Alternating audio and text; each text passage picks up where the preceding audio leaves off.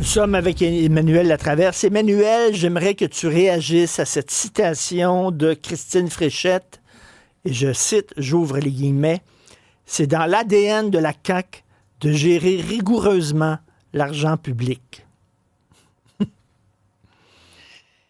Je pense que c'est dans l'ADN de la CAQ d'essayer de le faire. Je suis pas sûre que c'est dans l'ADN de la CAQ d'avoir réussi à le faire. Malheureusement, je pense que c'est, quoi qu'en dise le gouvernement, c'est un peu la leçon des dernières années où on a dépensé énormément d'argent dans nos services publics parce qu'on a augmenté les budgets sans réussir à améliorer significativement la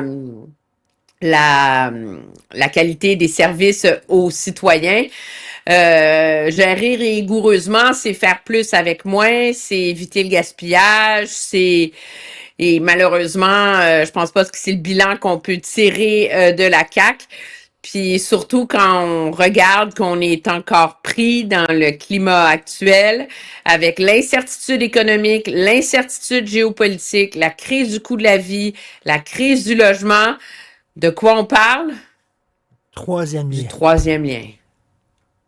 On s'en sort pas. On s'en sort pas de cette affaire-là. Ben, ça, en tout cas, ce qui est clair, c'est que le troisième lien, il est dans l'ADN de la CAQ. Parce que Mme Fréchette, qui veut prendre ses distances de l'ère Legault, etc., elle est incapable. Elle n'a même pas le droit de dire à voix haute ce que toutes les analyses formelles ont montré, c'est que la Ville de Québec, quoi qu'on en dise, n'a pas besoin de ce lien interrive-là autoroutier.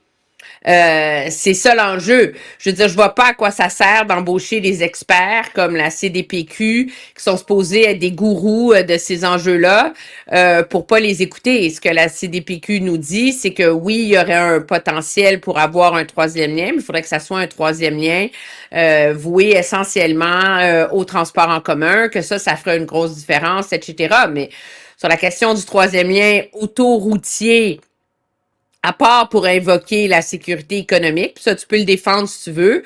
Il n'y a pas de gain substantiel. Puis ce qui est surprenant, c'est que Mme Fréchette se rabat sur le trajet, un des trajets les plus difficiles à opérer, là, qui est un trajet à l'est. Tout le monde dit « Ah oui, ça serait bien d'avoir un pont, etc. » Mais le problème, c'est que le pont, il faut qu'il fasse 6 kilomètres. Mais Les sols, c'est pas certain. Puis il faut qu'il soit tellement haut pour accommoder les bateaux de croisière. Alors, est-ce que, tu sais, c'est comme on tourne en rond dans cette tu trouves histoire-là, pas, je pense, de manière assez affligeante. le troisième lien, c'est comme l'herpès. Ça revient tout le temps. Ça revient tout le temps! Tu penses t'en débarrasser. C'est comme l'herpès de la CAQ. Non, mais la CAQ ne veut pas s'en débarrasser parce que, essentiellement, c'est quoi le plan de Mme Fréchette? C'est de dire, à court terme, il y a plein de choses qu'on peut faire dans la région de Québec pour améliorer la mobilité. En termes d'améliorer les accès aux ponts existants, d'élargir l'autoroute 20 à Lévis, etc. À terme, d'abaisser le plat. Là, il faut nous faire croire qu'on trouve la solution à terme d'abaisser le tablier du pont de Québec. Il n'y a même pas de consensus sur si ça se fait abaisser le tablier du pont de Québec pour accommoder les camions. Entendons-nous, là.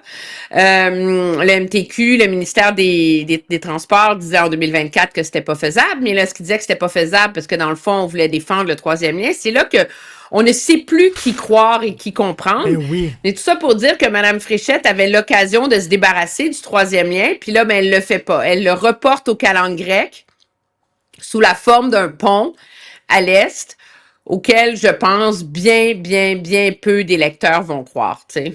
En terminant, stratégie de défense annoncée par le fédéral, on veut être moins dépendant là, des États-Unis dans notre stratégie de défense.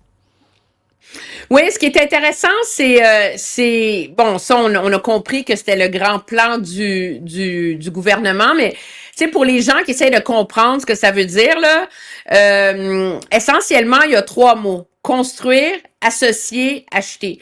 Donc, tout ce qu'on peut développer et faire ici au Canada, l'idée, c'est d'être capable de le faire. Il y a déjà des grands géants de l'industrie, General Dynamics qui construit des blindés, etc. Il y a CAE, il y a Bombardier qui est en train de développer tout ce secteur-là. Il y a les chantiers des vies, mais il y a les chantiers aussi de Irving et C-SPAN.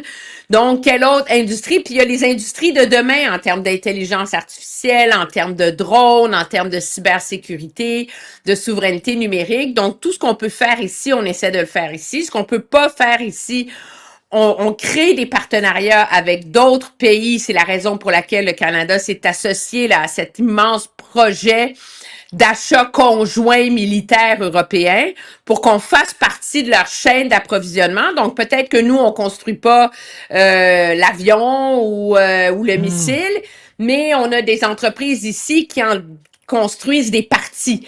Ça, c'est important. Regarde l'importance de l'industrie des pièces d'auto au Canada. Là, c'est un peu le même parallèle que je peux faire. Puis là, si vraiment ça, c'est impossible, là, on achète quelque chose de déjà fait ailleurs en espérant avoir des retombées économiques. Donc, c'est le plan du gouvernement. Je pense que sur papier, c'est un plan qui est très bien attaché, qui est très crédible, dans lequel c'est difficile de voir des failles, mais le problème, c'est toujours la même chose. C'est la mise en œuvre. C'est la stratégie navale de M. Harper. C'est vrai, à terme, elle a réussi parce qu'elle a réussi à relancer l'industrie navale au Canada, mais ça a coûté 2 fois plus cher que prévu, puis ça a pris 2 fois plus de temps que prévu. Est-ce qu'on est capable d'atteindre ces grandes ambitions-là dans un délai raisonnable et sans gaspiller l'argent public? Puis est-ce qu'il va avoir l'appétit pour peut-être payer plus cher des choses qu'on fabrique ici au Canada? Ça aussi, ça fait partie du débat. Mais c'est comme c'est le dernier morceau de l'architecture de la révolution que veut mettre en place M. Carney. Il y a eu les grands projets, il y a eu Maison Canada pour la construction domiciliaire. Il manquait tout l'aspect stratégique et militaire, puis c'est ce qu'on voit aujourd'hui. Bâtir blindé. Merci. Blindé, c'est ça. Bâtir blindé après bâtir une maison. Merci beaucoup. Oui, non, on a l'Agence des investissements de défense maintenant. Oh, On OK. a... On rit plus. Salut, à demain. On rit plus.